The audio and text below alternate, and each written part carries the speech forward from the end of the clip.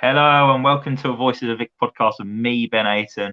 Happy New Year, Watford fans. Watford have won their first game of 2023. Pinch yourself moment, really. I don't think many Watford fans expected to pick up a point, let alone 3 points at Carrow Road yesterday, especially not after that shambolic performance away at Swansea City midweek. But miracles do happen. Watford have moved up to fourth in the table.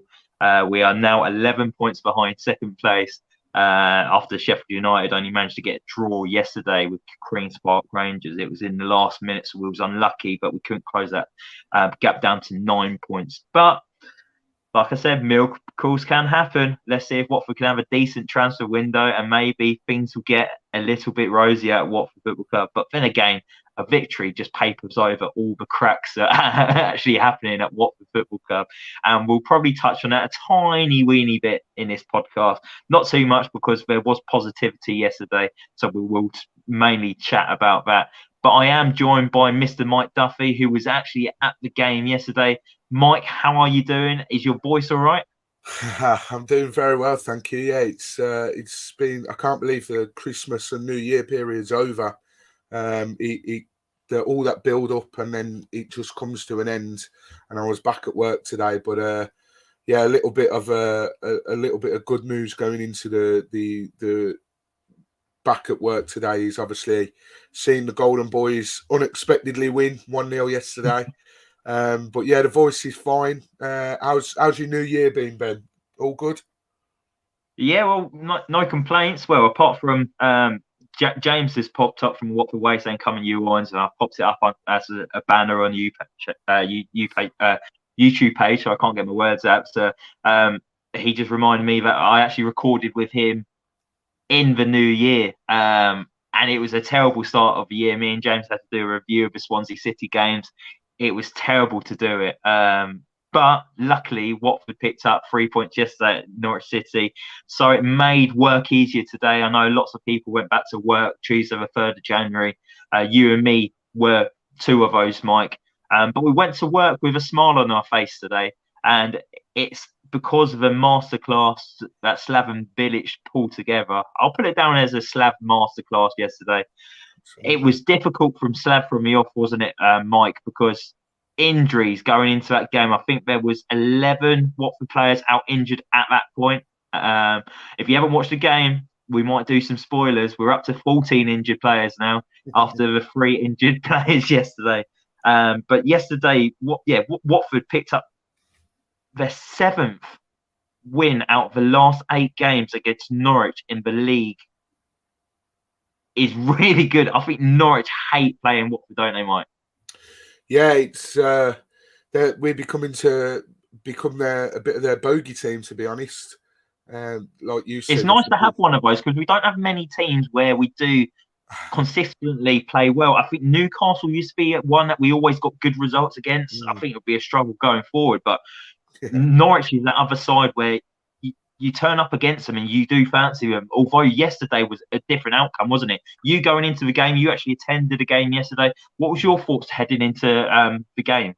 My thoughts, along with the other 1,800 that were there, were probably what's the score going to be today? You know, Swansea City dismantled us limb by limb and won 4-0. And, you know, Norwich, yes, they're having poor form of their own, but Norwich are Norwich. And, you know, they've got rid of Dean Smith. There seemed to be a lot of negativity around the club.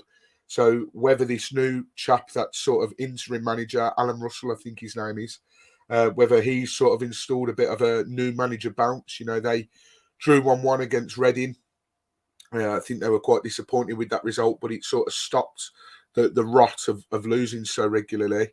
And, you know, they were perhaps going into this and we were perhaps thinking, you know, a bit of a manager bounce. The atmosphere may have changed. And it was a good turnout from Norwich as well. You know, they're struggling and, you know, they sold a fair amount of tickets and, you know, the atmosphere, you could tell that they were a team who's not on great form. They weren't particularly noisy at times. They, you know, I could maybe count on my one hand how many times they sort of the crowd got up and got sort of cheering for him. But I think we were expecting the worst. We thought, who's going to be in midfield, who's going to be on that pitch, full stop. And it was really, really tough. I must say, actually, before I forget, I was chatting to one of our listeners, and he said, keep the positivity. We can get something here. His name was Luke. So if you're watching this, comment below so I know that it was you, because I tried looking for you on Twitter, I couldn't find you. But he said before the game, he goes, keep the positivity. I saw our mate Harry Chapman as well. He said to me at half time, when not to jump the gun here, but he said at half time, when we were looking half decent, he goes, if Watford win this, he says, you've got to host the next Voices of the Vic in just your pants. And I sort of just smiled and laughed. No one wants to see that. No, exactly. So I sort of brushed it off, thinking, no, we won't hold on to this. There's no way we'll go on and win this. And here we are. So yeah, if anyone saw the comment on Twitter from Harry Chapman, that's what he was referring to. But no, of course, I think all Watford fans were sort of fearing the worst. But like you said, Ben, an absolute masterclass from Slav. That it can't be labelled as anything else. Well, I would like to know what actually happened after the full-time whistle against Swansea City and the days in between leading up to Norwich City, because the change in attitude and performance was just unrecognisable. Like, they were pathetic against Swansea. We've all said it. We all had our say, and it was diabolical. And we was embarrassed to be Watford fans. We want a team to be proud of. And yesterday's performance against Norwich, Mike, was Watford fans were proud. Like, I can imagine you and many other Watford fans that left Carrow Road yesterday felt proud of your team because they put a shift in, they grafted, they worked for each other, they showed togetherness, they put their bodies on the line, they worked together as a team.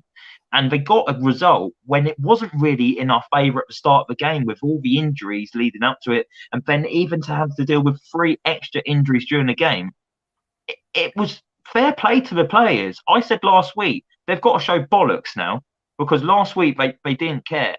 They needed to grow a pair and man up. And they certainly delivered yesterday.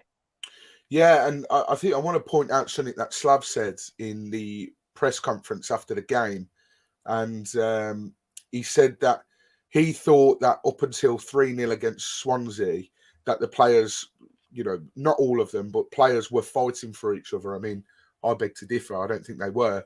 But he said the difference was, against Norwich, they were out there and they were willing to die for each other, let alone fighting for each other. They went that extra step. And this is what frustrates us as football fans in general, not just Watford fans at the moment, but any fan of any team will agree with this.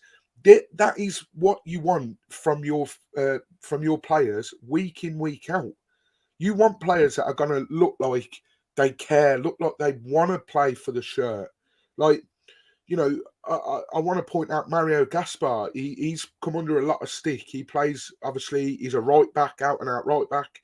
He's had to fill in at wing back. He's obviously not got the legs for it. And yesterday, he was playing in central midfield or holding midfield, however you want to look at it. I would imagine he's never played there before, but he just got on with it and he did a brilliant job. Sometimes, if you play a player out of position, all they can do is their best. And he did more than that. He did, he left everything out on that pitch. So that's what we want to see. And that's what we've been talking about all season, is even under Rob Edwards, we just want to see a performance where the players look like they give a shit. And yesterday, they looked like that 100%.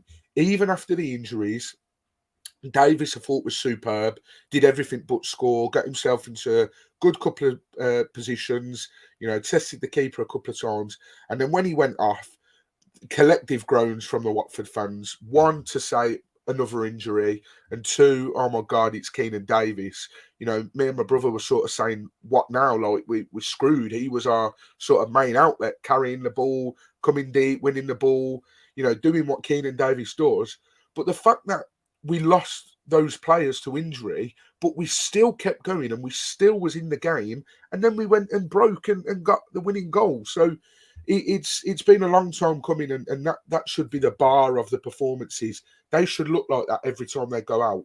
They should look like they care, look like they want it, and it shows that yes, we're down to the bare bones, but we've still got quality to win games. I don't care how poor Norwich have been recently. That's a brilliant result to go to Carrow Road and win.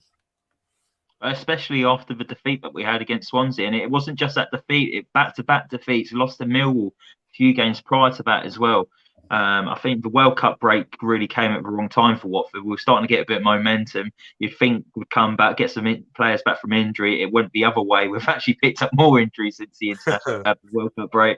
We've had a couple of defeats, and then it was like, oh God, here we go again. But luckily, they pulled together as a team yesterday and picked up a magnificent 3 points. But you've mentioned him there, Mario Gaspar. I thought he was outstanding yesterday. And like you say, considering he's, 32-year-old right back, he's came in, he struggled to adapt to English football.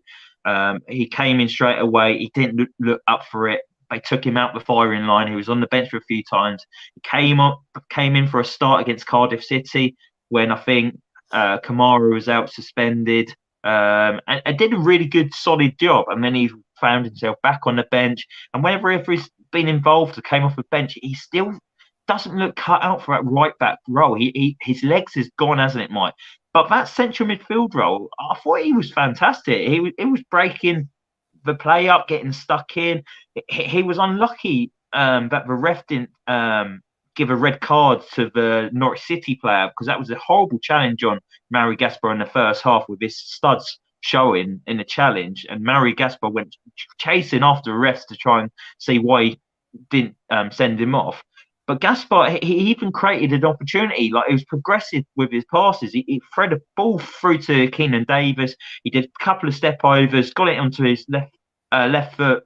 No, it was actually onto his right foot, which I was a bit surprised by, because he ain't got normally a right foot. And it was a save by Gunn that went out for a corner, and that was in the first 6 minutes. But Mario Gaspar, for me, he's got to be up there as maybe a man of the match. Who would be your man of the match yesterday, Mike? James from Watford Way says, would it be out of Gaspar, Sarr, Morris, or Siliota? I think there were various people that could have got it, but for me, I think Gaspar was brilliant.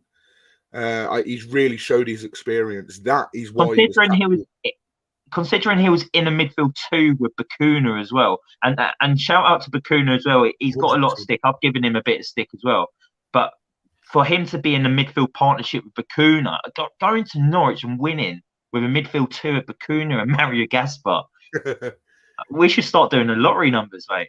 I know. No, Bacuna was great as well. Like we've said, he's come into the team, lacking match fitness probably. I think he was probably not expecting to play as much as he has done as well. So he's not long got to know the group. I know he trained with the team a couple of weeks before signing, but still it's completely different. Didn't have a pre-season with us or anything. So, he's not been up to scratch as you'd expect. But I think yesterday it was very professional from the pair. Gaspar showed his experience. That's why he was captain at Villarreal for so long. That's why he was at Villarreal for so long as well. His experience really shone through. And, I think to be asked to play there, we've seen this season so many times. Dan Gosling, brilliant at right back, and now Mario Gaspar filling in the midfield too, and being just as good. It's just crazy. But sometimes that's what you need. And when the team's down to their bare bones, to see players playing out of position, putting in performances like that, does give you a little bit of breathing space. Now, luckily, we have got Kone, who's now eligible to play. So I would imagine he will make some appearance of some sort in the Reading game. But more importantly, in the league against Blackpool, he will be back. Whether a couple of others will be back for the Blackpool game, I don't know. There's talk of Cleverley perhaps coming back. I don't know if that's still Feb. Loser coming back in Feb. Whether we'll sign anyone from now till then as well. So, yeah, but my man of the match for me, I think it was Mario Gaspar. I think it was because he was the person I was least expecting to do well, and then he went and put in a performance like that. Yeah, no, don't think many people would disagree with that. I'm going to give a good shout out here for James Morris as well. I thought for his first competitive start, I know he's came off the bench and appeared a couple of times this season, but his first start away at Norwich City, I thought he did very, very well. I thought he looked a bit nervous early on, a few wayward or overhit crosses into the box that went out for a corner and that. But once he steadied down and he got used to getting up to speed and playing alongside Craig Cathcart next to him, giving him confidence, I thought he actually put in a good, solid performance. And one thing I really liked about his performance as well, and I don't know if anyone else noticed it, but I think it was in the second half, Max Aarons got the better of him, and James Morris tried to tug him back to win a foul, but Max Aarons got away from him. But then somehow James Morris caught up with him and took him out and took a yellow card for the team just over the halfway line, because he knew it was going to be dangerous for Max Aarons to get close to the box, whipping the ball, and Norwich would probably create an opportunity off the back of that. But I really liked that James Morris, he wasn't happy that he couldn't bring him down the first time, but the second time he wasn't making a mistake and he was making a foul for the team and taking off for the team and picked up a yellow card. And I thought that was really decent for him. Mike, were you pleased with James Morris's performance yesterday? Like you said, I think he started a bit slow, but that's to be expected. I don't think he had the best first half. He seemed reluctant to sort of get forward and sort of press on. You know, there are a couple of times where you'd maybe expect him to get the ball in a bit quicker or get the ball in the box, or, you know, but there was a couple of times where he sort of played it safe a little bit. I saw Cathcart sort of, I don't know whether give him a bollocking is the right phrase, but he certainly had a stern word as if to sort of say, look, next time, you know, be here for that pass or play that ball there. And, you know, like you said, it's great to have someone like Craig Cathcart next to him. The experience he possesses, it'll only make James Morris a better player. But as you said, you know, it was his first ever league start for Watford, and he grew into the game in the second half. I think someone's alluded to it in the comments. That cross from James Morris, and I think Cathcart headed it at the back post. I think it was Cathcart. Gaspar. Was it Gaspar?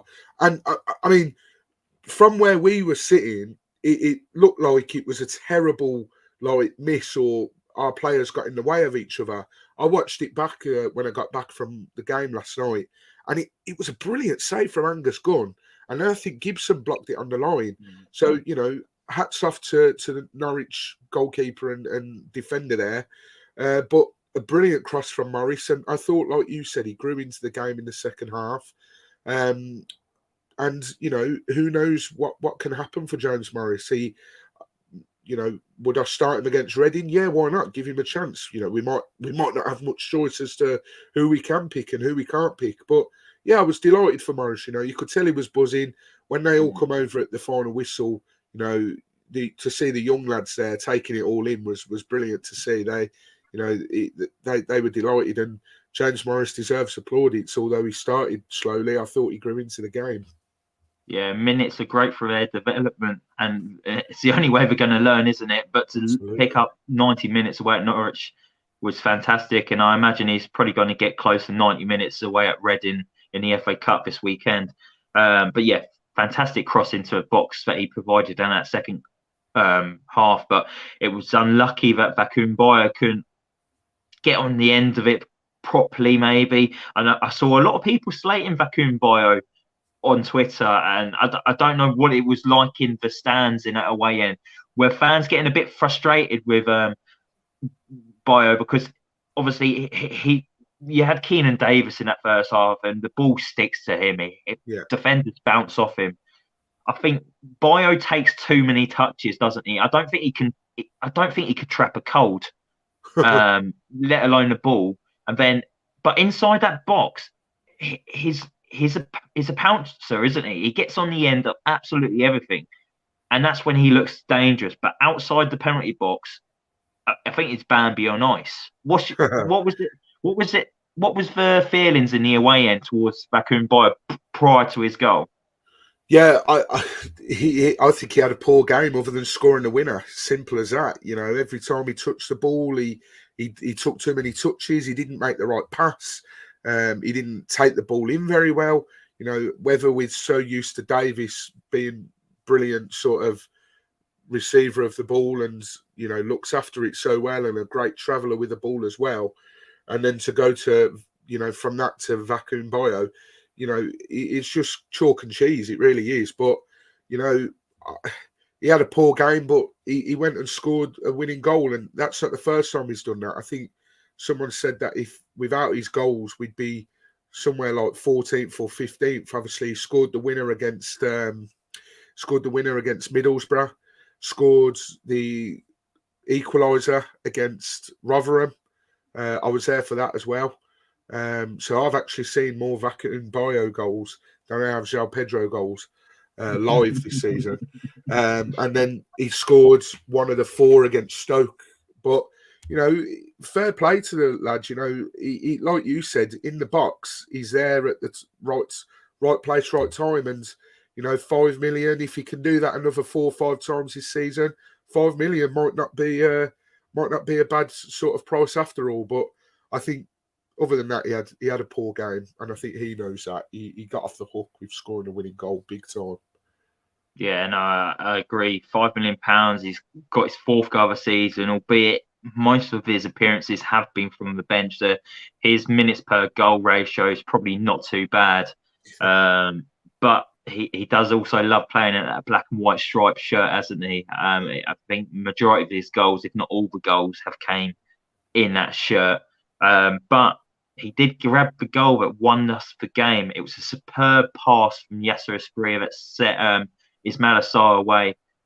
And before we talk about Bio putting it in the back of the net, that's the Ismail Assar we've been banging on about that we want to see. That's the Ismail Assar that we know has got the electric pace, that can beat his man and can deliver a ball into the box. Why haven't we seen that more often, Mike? Because that's him at his best. This is it, you know, and that's what's so frustrating. I mean, it's easy for me to sit here and say, just do that. But that's Ismail Assar's game all over. You know, he doesn't realise how fast he is.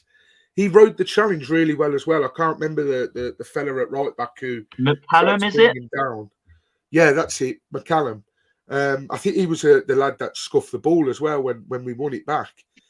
So he had a bit of a nightmare couple of seconds. But he rode that really well, you know. He could well have got that tackle, tried to go down with a free kick, could well have lost the ball. But his pace, electric. And then to find that sort of that pass as well, because Norwich had 2 players coming in, so that very easily could have been intercepted. And I'll be honest, when Bio got the ball, I thought he'd put it wide to start with, because I keep watching the goal back, and I don't think Bio hits it very well, or I don't think he means to score, if that sounds right. Like, it just doesn't look like he's hit it cleanly and like just a simple tap in. But that's what Ismail Assar does, and we know he can do it, so it frustrates us that he doesn't do it more often, and that's why he's such a key player at this level. And I think yesterday was one of his better games this season. We've talked on this podcast about how poor he's looked this season, you know, and even, you know, had discussions. I've had discussions with people. If someone was to come in with a bid right now, I'd probably accept it. But if he keeps putting performances in like that, that's why we don't want to lose Ismail Assar, because we'd be screwed. So yeah, he was back to his best. Well, best, I don't know, back to what we know from Ismail Assar yesterday, and hopefully that can sort of breed a little bit of confidence within him again, and he can sort of start getting goals and assists again. Let's hope so, because that's the Ismail Assar that we all want to see more of. Me and James was actually debating about Ismail Assar the other day, and we put a poll out onto Twitter to see what everyone's opinion was on maybe possibly selling Sarr this transfer window, because we were all fed up with his performance away at Swansea. He didn't look interested, didn't look like he wanted to be there. He looked like his head was elsewhere. Out of 521 votes, 91% of you said you would have sold Sarr this transfer window, which is a massive amount. Then I've seen a few people, the people that said no, come up with fair points as well. would you really sell Sarr at this time when João Pedro's out injured? You kind of need a big time player, like a match winner. And with Sarr, he's either a passenger in games or he's a match winner, isn't he, Mike? He's never really in the middle. But if we can get, like, even with yesterday's performance, I thought his performance was better than against Swansea, but it wasn't up there. It was probably maybe a 6 out of 10 before he made that electric burst to get into the box and deliver it to Bayer, which maybe got him up to a 7.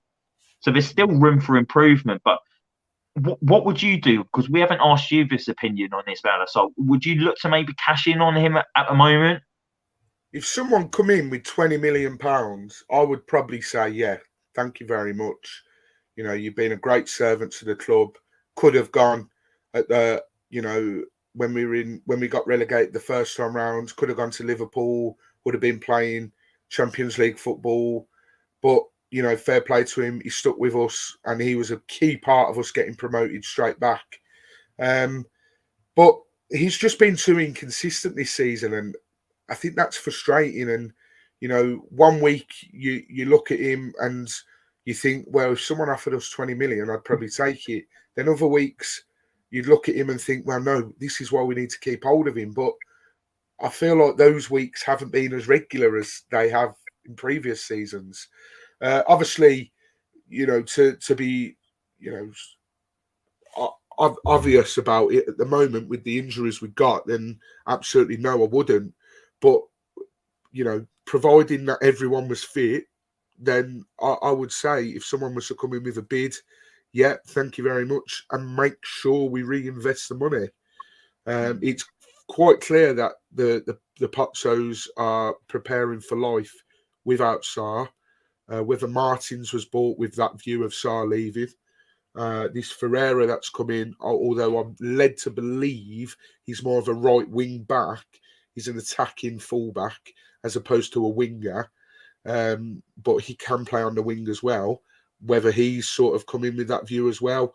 Yasser Asprilla, you know, we know that he can play out wide if need be. Pedro can play out wide. So, listen, I don't know, but if someone was to come in, based on the whole season so far, I would absolutely take the money. But performances like that yesterday probably prove why it's important that we do keep hold of him. Yeah, no, I agree. And then just to wrap up really on the Norwich performances yesterday, Norwich didn't really trouble us, did they, really? I think Grant Hanley had the goal ruled off for offside in the first half. And then it was just really shots from distance, wasn't it, really? They didn't really trouble Daniel Batman, although he did take a whack, didn't he? On another day, maybe penalty would have been given for that charge out on to Sargent.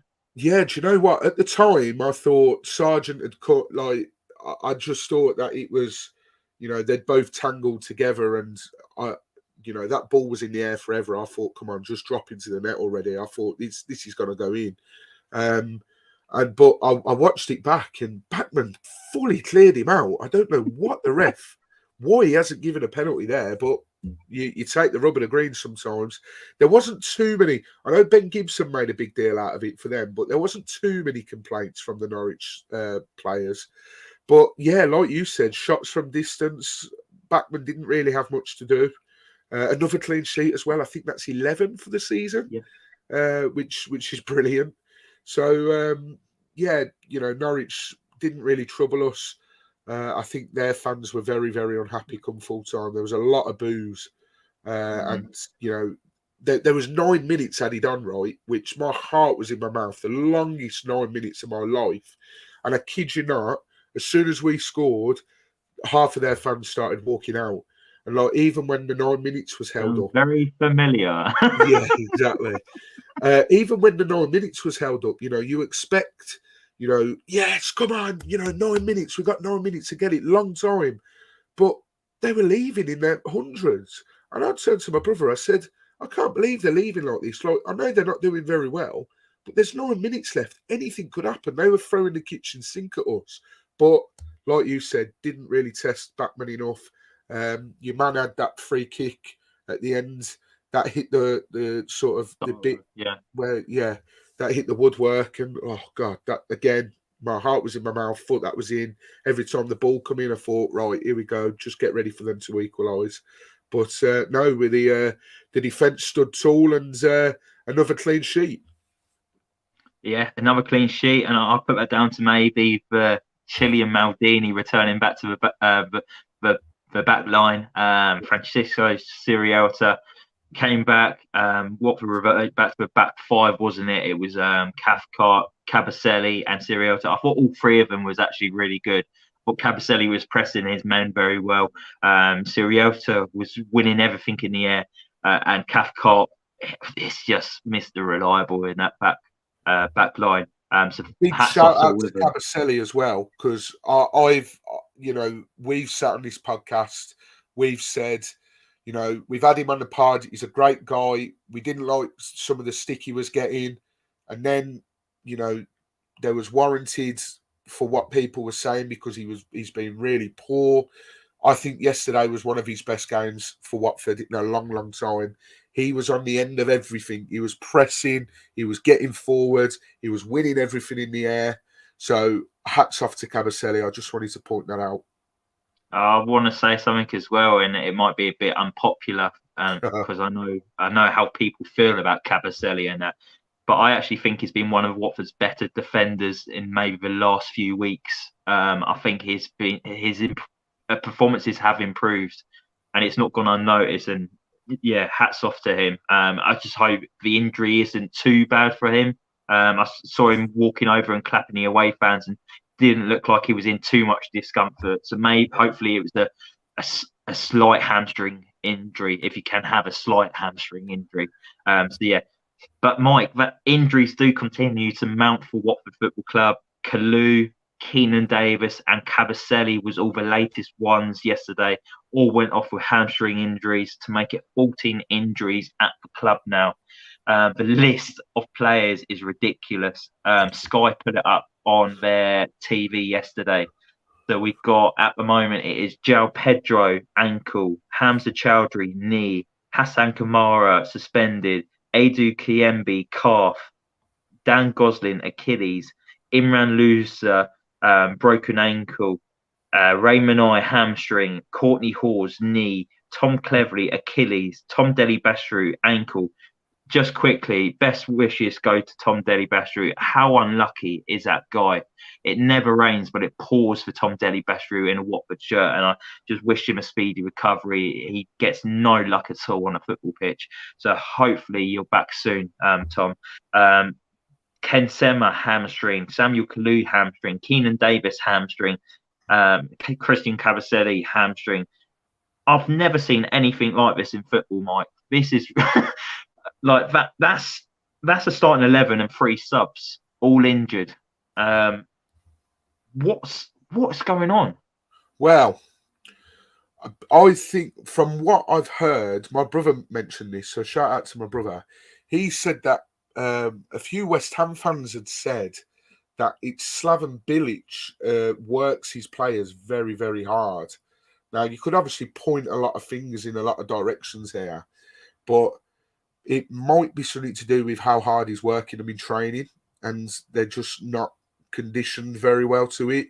And that's where, again, you'd come in and sort of point the finger at the conditioning team and the medical team. The medical team's not been right since Richard Collins left. I think I said that a couple of weeks ago.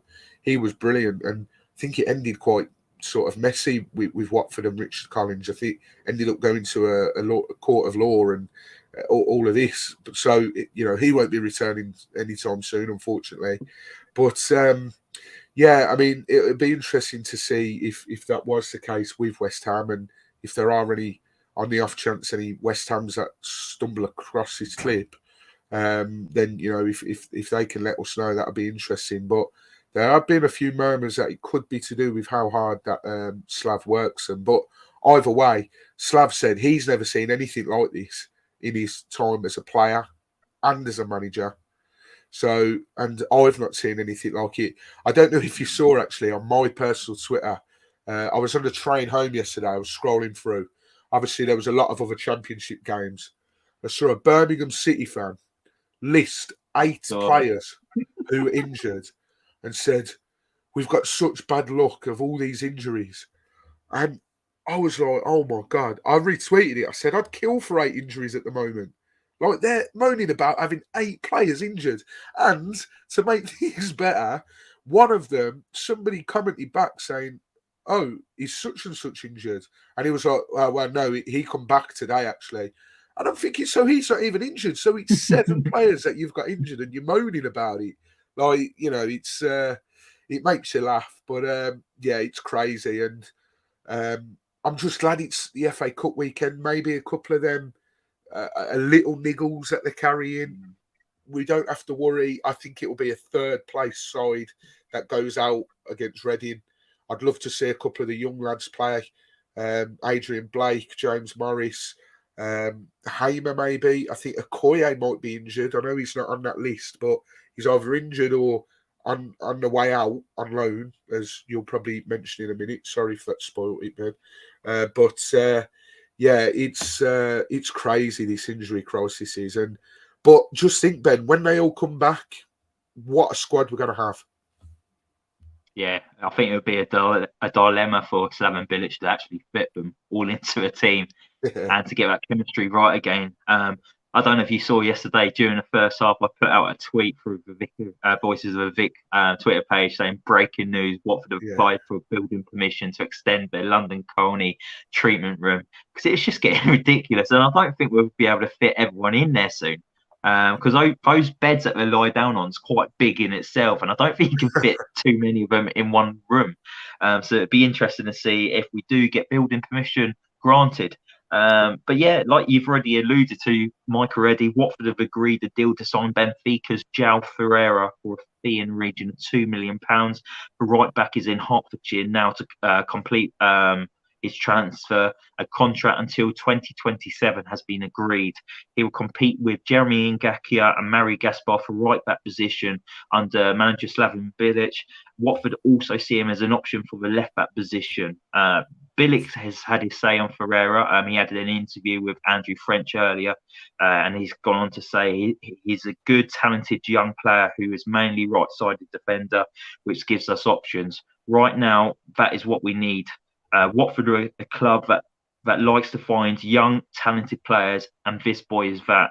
I'm hoping that the signing will be completed later this week, and that he'll be eligible for the cup game on Saturday.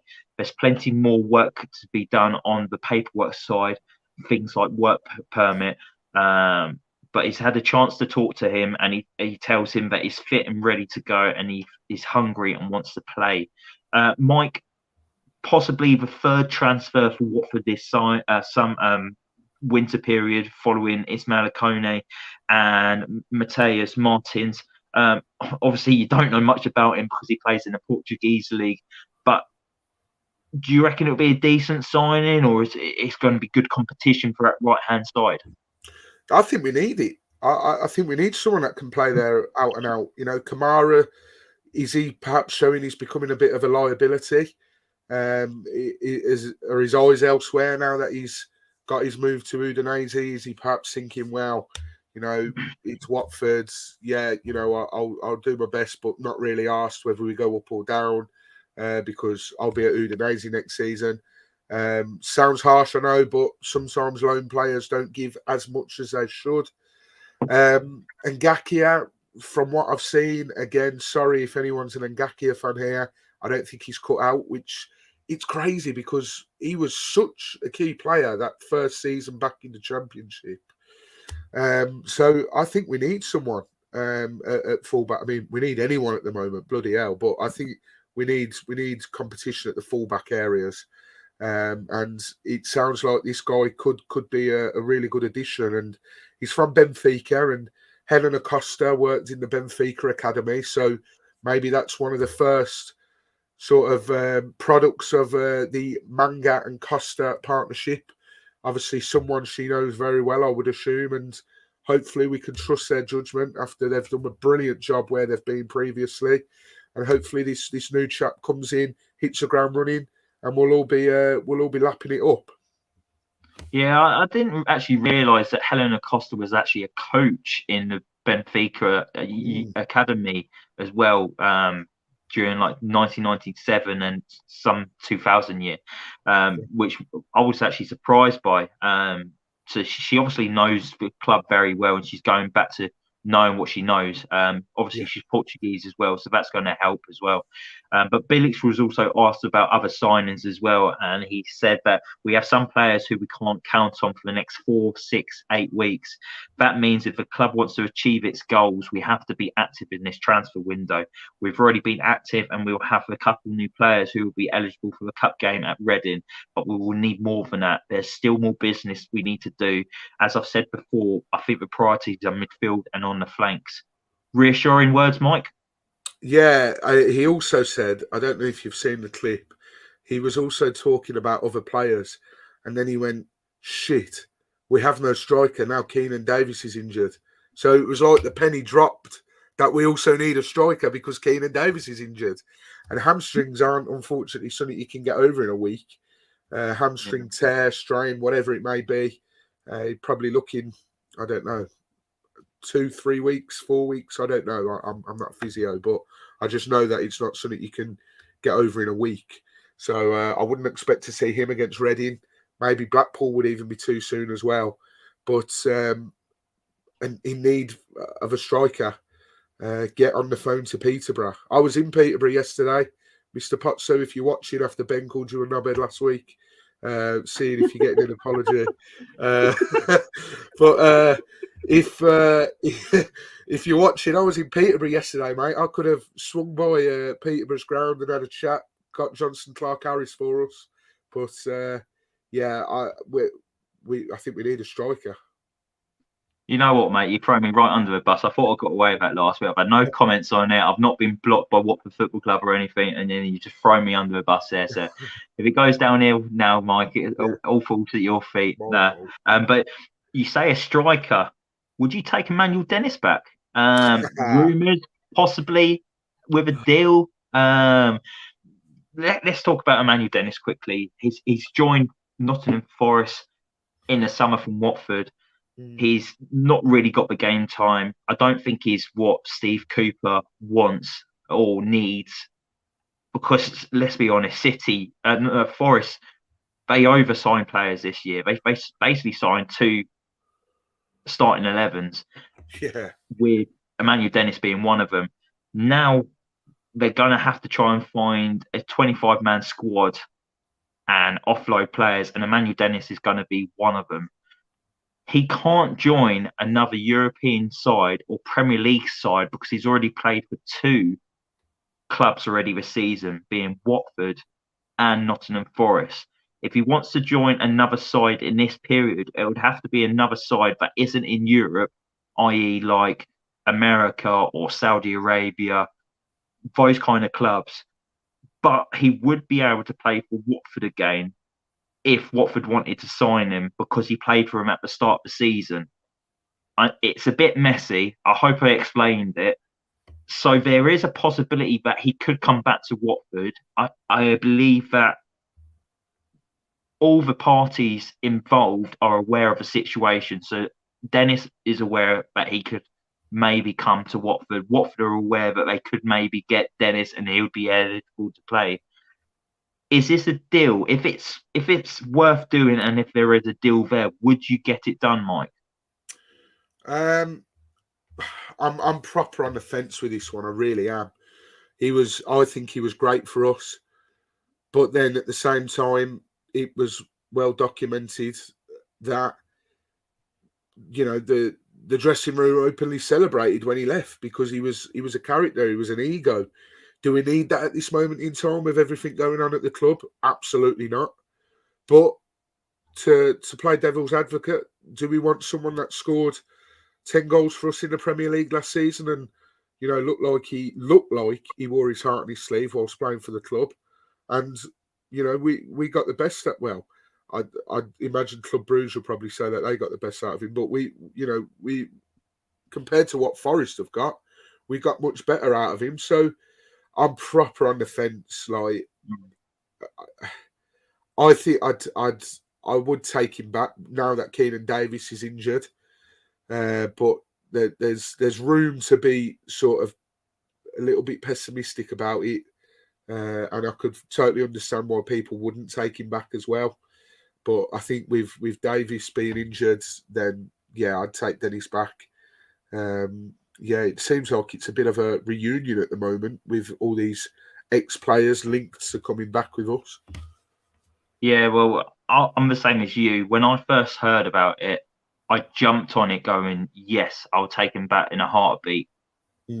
I thought about it 5-10 minutes later and thought it might not be the best move for Watford's team spirit if Emmanuel Dennis came back. But like you say, there was reports that some teammates were celebrating that he left. We saw last season that he didn't really offload the ball to João Pedro.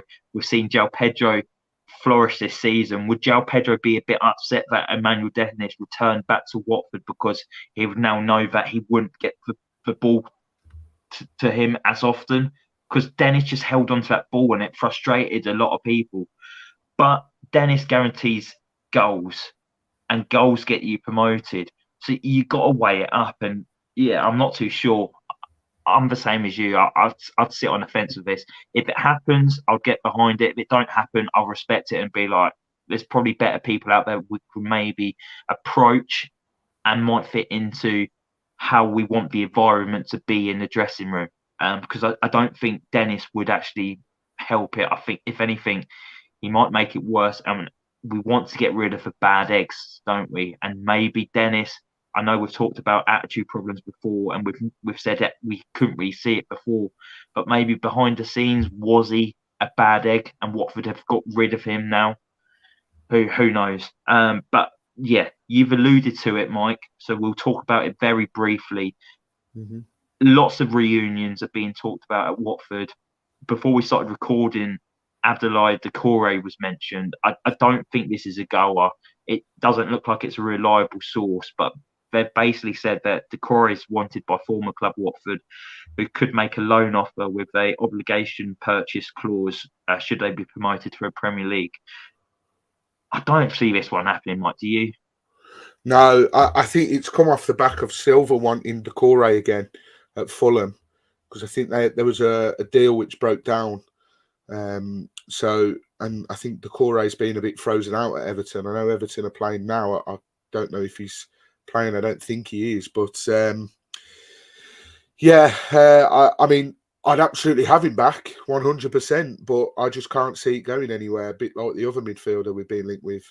I can't see that going anywhere because of how it ended with Watford. We're talking about a Mr. Will Hughes. Indeed, yeah. I just, again, I'd snap your hand off for him back, but the way that it ended with us, people might forget that the main reason that he didn't, stay with us is the sort of fine detail in the contract. We didn't offer what he wanted. Now, some would say, he's a money grabbing so and so, he should have accepted what we offered, but it sounded like it was that we were so close to agreeing a deal, but we were just being a bit. I think Mr. Pozzo was maybe being a bit of a tight arse. So, I don't think it will happen. I think his agent Paolo Venazza will steer clear of that. But obviously, Will want to be playing football again, and maybe just maybe, if Watford are the only team willing to take him, then we could come to some sort of agreement. But I just think that bridge has been burnt. I think this one was probably more likely than the Doucouré one, if it is to happen, from what we've led to believe. He's not getting minutes at Palace, but I would have him in a heartbeat. If you had to pick between Dennis or Hughes, who would you go for? Because I'd go for Hughes. Yeah, Hughes, because every time Hughesy played, you could tell that he loved playing for us, and he gave 100% everything. And to be fair, there were games where Dennis would look like he'd given everything, and I just think that Hughes' attitude is a lot better than Dennis's. And every time Hughes got the ball, he'd look to go forward. None of these passing to the side. Can we pass it behind us? Always look to get forward at every opportunity. So I'd take Hughes, and midfield's in desperate need at the moment as well. Definitely, and he's a similar player to Imran Loser as well. And we haven't got anyone who's on the same level as Imran Loser. So I would welcome him back, and I wouldn't mind seeing them two as like a double pivot in that midfield. I think that would look really good. But who knows? He still lives in the area. He doesn't live too far away from London Colney. I think he lives in the village, not too far from Hatfield. I can't remember what it's called. And I saw someone put on a Watford forum earlier saying that he saw him in a London Colney petrol station or something nearby. I don't know if he's just seen some rumours and trying to add fire to it to try and get some more speculation on it. So I'm not going to look too much further into that.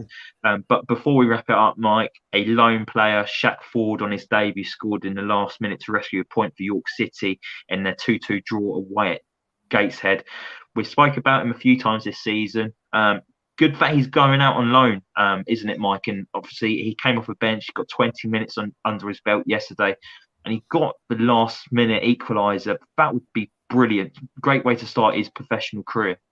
Absolutely. He needed that loan move. You know, there were talks about him coming into the first team. Wasn't to be. I think that injury sort of pegged it back a little bit.